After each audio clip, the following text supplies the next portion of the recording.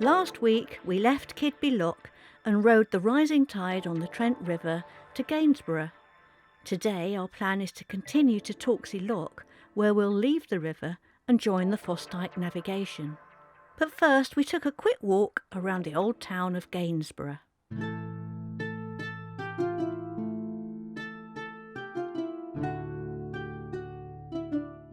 Once known as Britain's most inland port, river trade in Gainsborough petered out when the Trent Bridge was built in 1791, blocking access to larger trade barges that could no longer get through.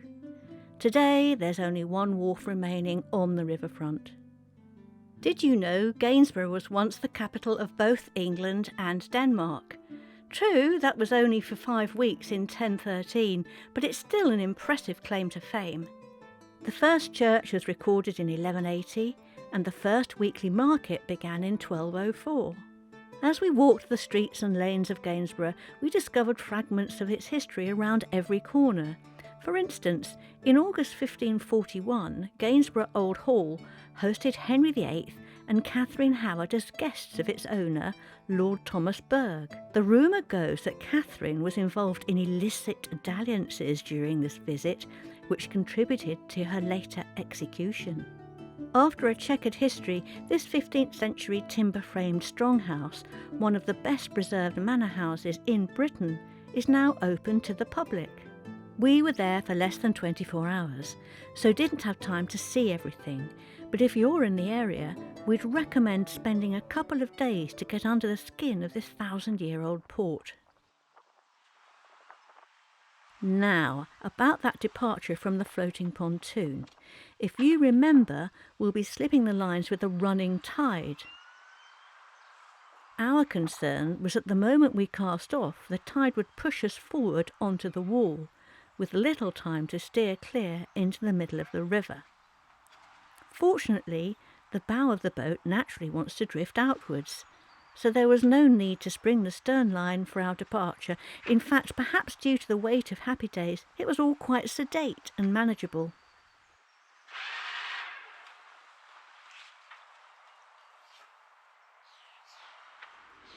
We've left the pontoon. It wasn't at all scary doing it. We had the front line and the stern line on. I released the bow line. Jamie took the stern line off and the boat just went straight out into the middle of the river, which is what we expected it to do, so we're very happy about that. It's difficult to show you our precise speed over ground without a speed instrument, but Jamie's footage of the water gushing around the foundations under Gainsborough Trent Bridge will give you some idea of how fast it felt.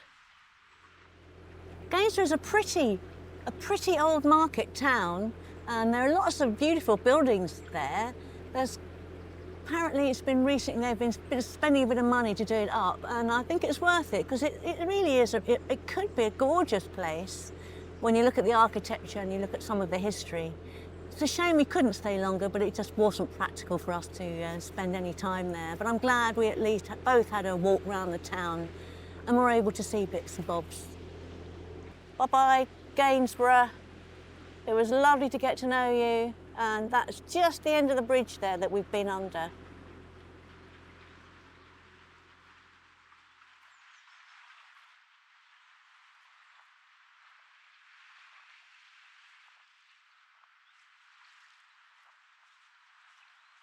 We're coming up to what is apparently the famous Kerry building. I asked Jamie why it's famous, because it's always filmed when anybody comes up this canal, this river. So there is the Kerry building. I believe he just told me it was a silo at some point, but it is huge. It does dominate this little area.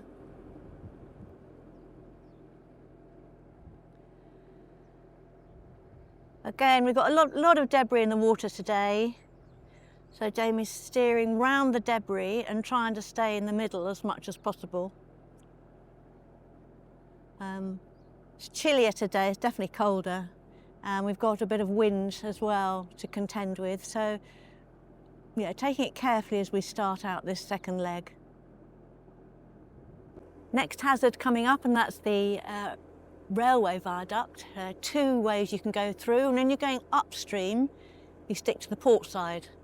So we're aiming port side right now. It's the same both ways, Liz. So the skipper heard me say that, and he's just pointed out that it's actually the same entrance both ways. I was looking at a different bridge for going downstream. So yeah, upstream and downstream, it's looking over my shoulder, it's the one on the left, the port side, that we go through. Boats going both ways. And obviously you've got to keep a good look to make sure there's no one coming at you. Which is unlikely because you've got a strong tide against. There'd be a strong tide against them. So you'd hope that most traffic is going this way at the moment.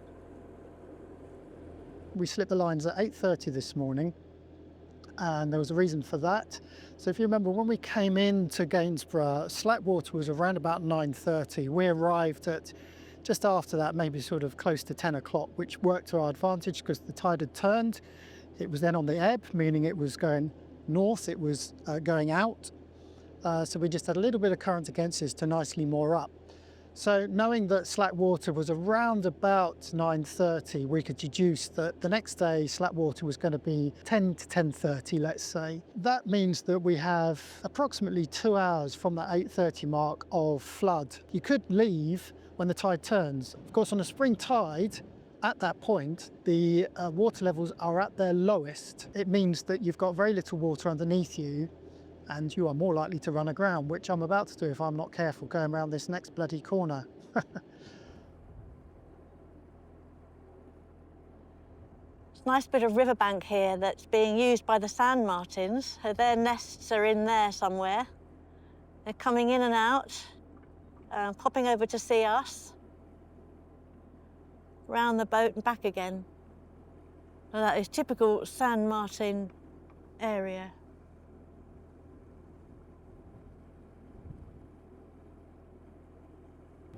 Most of the time, the river is pretty wide, lots of swinging room and plenty of space to get round the floating logs and whatnot. Now and again it narrows. We're back on a nice wide part here. There are no trees around, so the wind's sweeping across. Quite a lot of birds, as usual. But yes, it's funny, you've got to just watch out because every now and again it'll narrow right down, usually when you're going around a corner. And suddenly you're much closer and it feels more like a canal. But yeah, as I say, back on the nice large wide bit at the moment. It feels nice and safe and easy to navigate. Geese and sheep.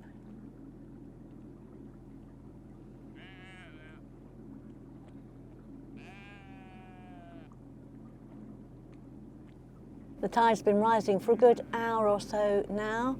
We've got quite a lot of speed being pushed along upstream, and you can see the riverbanks gradually, the water gradually creeping up the riverbanks.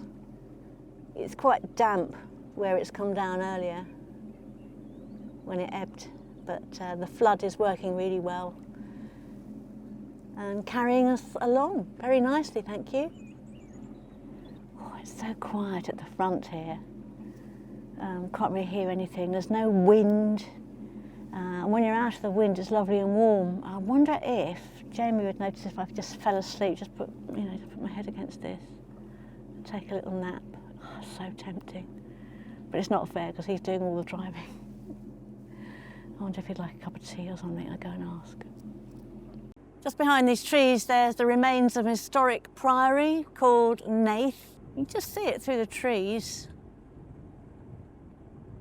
I think you can visit it. So let's see if we get a better view around this corner. There we go.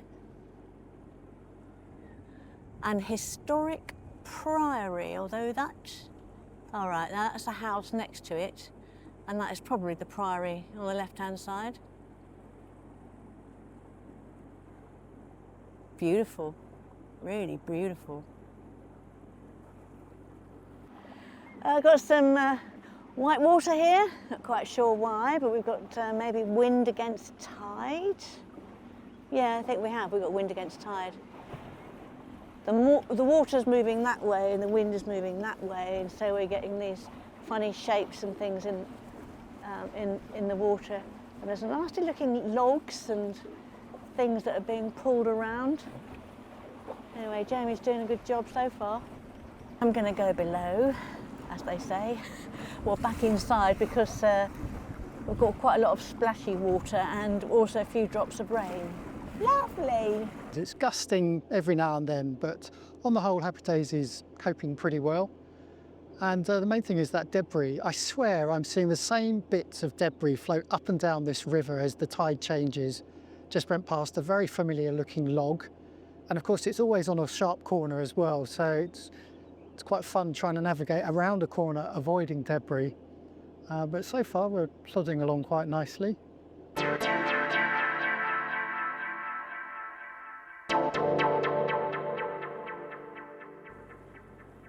Somewhere along here is an old Roman ford.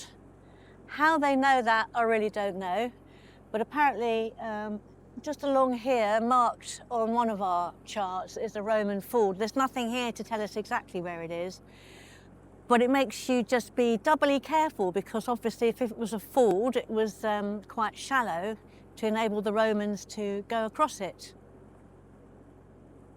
Got some very nice houses on one side, very smart looking buildings. And the riverbank kind of slopes here on both sides. It does slope, so I'm thinking this must be the area where the ford was.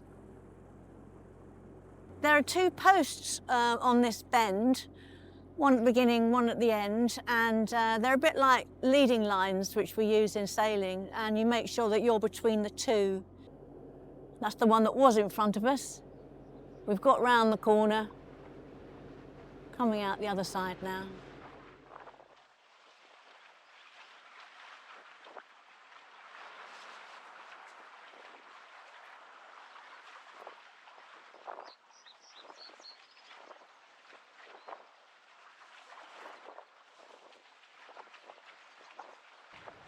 Well, we're just coming into Torksey Lock now. We're going to have to make a left off of the river. Hopefully it is going to be open, because we were able to radio through to Richard, the lock keeper, who's going to open the lock for us, which will mean we're just going straight in. But I'm up the front here just in case I need to help get us onto a pontoon if we have to wait. But we'll go through. There should be a green light which will allow us to go straight into the lock, apparently. Going in a bit of a lick.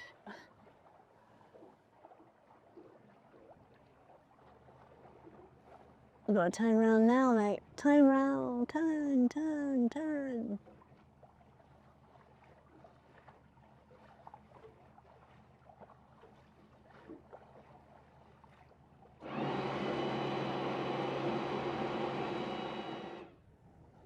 Goes there.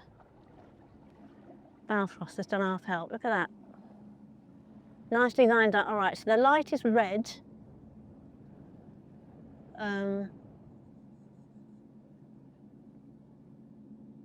There's a floating pontoon there which we can use if he doesn't manage to get the gates open in time, but the gates are opening, so we should be going straight through. Wild Time. We knew a yacht that was called Wild Time. Hello! Yeah, good. How are you? There is, I don't know if you can see it on this camera, there's a cormorant right in front of us, and we've had cormorants all the way for the last, I should think, hour. And sheldrake ducks also, so there's a lot of fishing to be had down here if you are any kind of fishing bird. I haven't seen any fishermen.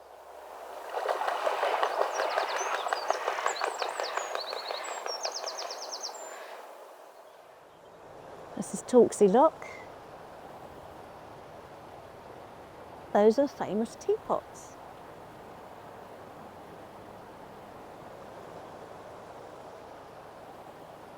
Hiya. Do you need a line or just...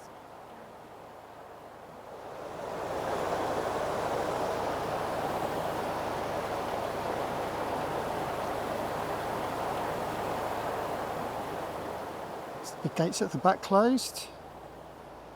Is he going to close these ones? No, these stay open. Back on a canal, nice and flat. Easy peasy. It was lovely coming through the Torksey Lock because it's all done for us. All we had to do is hold on, which is why I didn't take any footage, because I was at one end, the Jamu's at the stern. We've got our long lines up to the top part, just holding on there while the boat rose to meet the canal level. And now we're through.